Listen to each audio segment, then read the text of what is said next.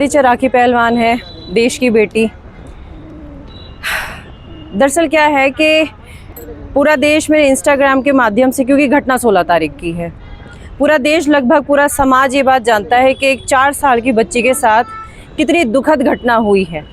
और वो दुखद घटना सिर्फ प्रशासन ने उसको हत्या बता दिया, लेकिन बच्ची के साथ सीधे तौर पर अगर मैं बात करूं कि समाज का हर एक व्यक्ति जिसने उस बच्ची की वीडियो को देखा कि वो किस हालत में बच्ची को पाया गया, वो सीधे सीधे दर्शाता है कि बच्ची के साथ बहुत गलत अनहोनी हुई है, जिसको बलात्कार कहते हैं।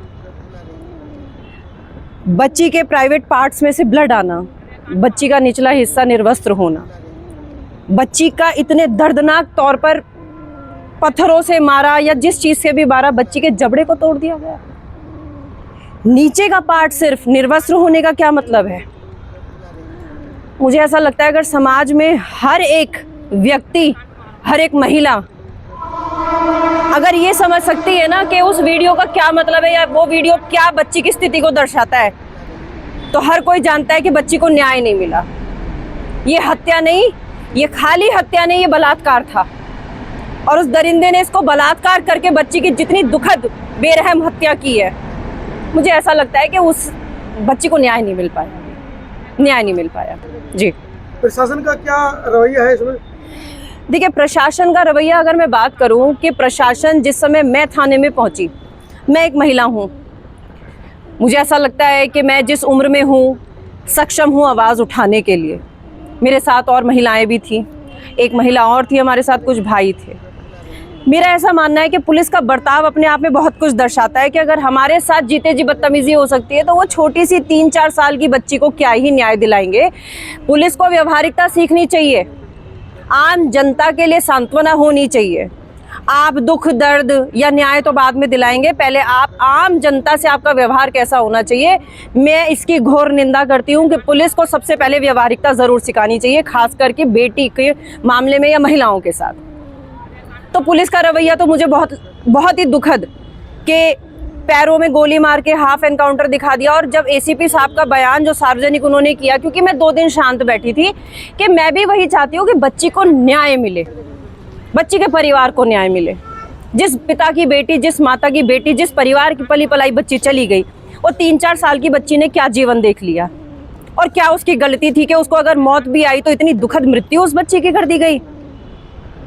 मैं ऐसा बोलती हूँ कि भाई, पुलिस प्रशासन हमारा परिवार है, आपके हाथ में किसी जिम्मेदारी के तहत वो पावर दी गई है। जैसे बोलते हैं ना कि घर का बड़ा परिवार की सुरक्षा करता है, तो ये भारत देश, ये समाज एक परिवार है जिसकी सुरक्षा का जिम्मा आपको दिया गया है। तो मेरा ऐसा मानना है कि जब उस बच्ची की वीडियो 16 तारीख की वो वीडियो आज तक हमारे जहन से नहीं निकल पाई, देश के अलग अलग राज्यों से, गली मोहल्लों पे जहाँ जहाँ जिस भी व्यक्ति ने उस बच्ची की वो वीडियो देखी है, लोग मुझे देश भर से प्रतिक्रियाएं दे रहे हैं कि हम उस बच्ची की वो वीडियो देख के रात को सो नहीं पा रहे। उस बच्चे ने जैसे दहला दिया अंदर को। और ऐसी एक घटना नहीं है, पूरे देश भर की अगर मैं बात करूं, पता नहीं कहां कहां इससे भी ज्यादा बहुत डरा देने वाली स्थिति अब महिलाओं की और बेटियों की, बच्चियों की आ चुकी है समाज में। परिवार के साथ क्या रवैया है पुलिस प्रशासन का? देखिए, जैसा मुझे पता चला है, मैं जिस दिन 16 तारीख की रात लगभग 2-2:30 बजे के आसपास का समय रहा होगा, बच्ची के पिताजी से मुझे मिलने नहीं दिया जा रहा, बच्ची के परिवार से। भारत देश में रहते हैं ना हम, एक मानवता। मैं ऐसा मानती हूँ कि अगर बच्ची की धर्म से बुआ होने के नाते, एक महिला होने के नाते या इंसानियत के नाते मैं बच्ची के परिवार से मिलना चाहती थी। क्या कारण था कि बच्ची के परिवार से मुझे मिलने नहीं दिया जा रहा था? आपने अपनी कानूनी प्रक्रिया जो भी आपकी लिखित पढ़त थी वो कर ही ली थी ना भाई जी, मिलवा देते आप। वहाँ से डाउट मुझे स्टार्ट हुआ कि ऐसा क्या पुलिस छुपाना चाहती है कि परिवार हमसे बात ना कर ले। तो बोलते हैं ना कि पुलिस भी डाउट के आधार पे बहुत बड़े बड़े केस खोल देती है, तो आम जनता भी अपना दिमाग रखती है। हमने आपको पूरा समय दिया और हम अब भी आपको समय दे रहे हैं कि भाई, यहाँ पर कोई जातिवाद नहीं, यहाँ पर कोई धर्म नहीं, यहाँ पर कोई सामाजिक संगठन या पॉलिटिकल पार्टी नहीं। अब मामला एक बच्ची का है। आज हमारी परी है, कल को भगवान न करे, ईश्वर न करे कि कोई भी हो सकती है। ऐसे दरिंदों को एकजुट होकर सख्त से सख्त सजा मिलनी चाहिए। प्रशासन का कहना है कि परिवार ने या लड़की के पिता ने, पीड़िता के पिता ने 4-5 लाख रुपए ले लिए हैं, वो शहर छोड़कर भागे हैं, ऐसे भी आरोप लगाए जा रहे हैं। देखिए, मैं इस बारे में सीधे सीधे बोलूँगी कि परिवार से हमारी बात हुई है, वो परिवार सिर्फ एक ही मांग कर रहा है अभी भी कि बच्ची को न्याय नहीं मिला। उस परिवार के आंसू नहीं रुके। तो मुझे नहीं लगता इंसान चाहे गरीब हो चाहे अमीर हो, जिस माँ की कोख से पैदा हुई बच्ची का इस कदर उसके साथ बलात्कार करके उसको मार दिया गया, 5 लाख रुपए से उनकी भरपाई हो जाएगी। हम बेटियों की इज्जत नहीं बेचते, चाहे गरीब आदमी क्यों ना हो। शायद उसके पिताजी इतने सक्षम नहीं है कि अगर उनके हाथ में कुछ ऐसा दे दिया जाए कि वो उस दरिंदे को वहीं पहुंचा दे जहां पे बच्ची ना चाहते हुए भी पहुंचा दी उस दरिंदे ने। तो ऐसी है जो खामखा की जो बातें उठ रही है ना, 5 लाख दे दिए गए, ऐसा कुछ नहीं है। तो क्या रणनीति है आगे परिवार को न्याय दिलाने के लिए आप लोग? देखिए, रणनीति कुछ नहीं है, इसको मैं कहती हूँ कि एकजुटता। आज पूरा देश, हम सामान्य से लोग हैं, आज पूरा देश इस बच्ची के लिए, क्योंकि देश में नवरात्रि चल रही है और वो 4 साल की बच्ची ना दुर्गा थी, बेटी देवी हम पूजते हैं ना नवरात्रि में, कन्याओं को पूजते हैं, वो कन्या थी। वो कन्या को भले से उन्होंने बहुत जल्दी से उस बच्ची को दफना दिया, वो ईश्वर के पास चली गई, लेकिन उसकी आत्मा अभी भी न्याय मांगने के लिए हमारे पास आई है। और पूरे देश की उम्मीदें हैं हमारे साथ, सारे हमारे भाई बहन, पूरा देश एकजुट हो चुका है इस घटना के साथ कि आगे हम किसी और को परी की तरह तो जाने नहीं देंगे। क्या कहना चाह रहे हैं डीएम से, कलेक्टर से गाजियाबाद के? हाथ जोड़कर, मैं हमेशा हाथ जोड़ती हूँ।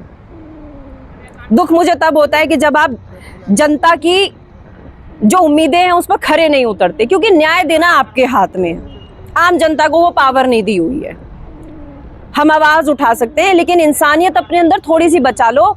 मैं कमिश्नर साहब से, मैं डीएम साहब से और जितने भी अधिकारी इस इंटरव्यू के माध्यम से मुझे सुन रहे हैं ना, मेरे भाई, आप हमारे बड़े भाई हो, हम बहनें आपकी हैं, वो बिटिया आपकी भी थी। चाहे कारण कुछ भी हो, उस बच्ची को न्याय दे दो। सच आप भी जानते हैं, वो एकमात्र वीडियो बहुत कुछ दर्शाती है और आपके पास तो मुझे नहीं लगता साक्ष्यों की कमी होगी। आप बीड़ा तो उठाइए, आप नियत तो बनाइए, आप एक बार बाहर तो आइए। एक बार फिर ईश्वर आपको मौका दे रहा है, शायद वो परी ही आपको एक मौका दे रही है कि फिर से जनता का विश्वास जीत लीजिए। कि कोई महिला अगर आपके थाने में, आपकी दहलीज पर आने में जो डरने लगी है ना कि न्याय नहीं मिलेगा, वो विश्वास दोबारा से जनता पर बना दीजिए। अभी भी कुछ नहीं बिगड़ा, अभी भी। इस अपराध के पीछे कहीं ना कहीं नशाखोरी को मानती है? बिल्कुल मानती हूँ, क्योंकि जहाँ पर बच्ची को बरामद किया गया वहाँ पर नशे के इंजेक्शन मिले। मैंने उस अपराधी का वीडियो देखा है जहाँ पे वो अपराधी ये कहता है कि मेरे ऊपर शिव जी आए हुए हैं, भोलेनाथ आए हुए हैं, उन्होंने मुझे बताया कि बच्ची कहाँ मिलेगी। वो अपराधी खुद बच्ची को, कहाँ बच्ची को ये घटना की गई वहां लेकर जा रहा है। आप ये देखिए कि दरिंदों की कितनी हिम्मत हो गई है, कितनी हिम्मत हो गई है। उस बच्ची की स्थिति को अगर मैं सोचती हूँ कि जहाँ पर वो नशे के इंजेक्शन मिले, सुनने में आ रहा है कि वहाँ तौलिया भी मिला है उसका, वो तो पूरी प्लानिंग के तहत बच्ची इजी टारगेट थी। बच्ची की माताजी नहीं थी, बच्ची के पिताजी गरीब थे, पेंटिंग करने वाले, एक असहाय पिता को, उसकी बच्ची गली में खेल रही थी, आपने इजी टारगेट समझ के उसको उठा लिया। तो मेरा ऐसा मानना है कि भाई ये मानसिक बीमारी है। मैंने पहले भी कई बार बोला है, या तो पुलिस इसका जिम्मा उठा ले, कानून सख्त कर दिए जाएं, नहीं तो ऐसे अपराधी को तो सीधा एनकाउंटर करना चाहिए या जनता के हवाले कर देना चाहिए या फांसी की सजा सुना देनी चाहिए। बहुत बहुत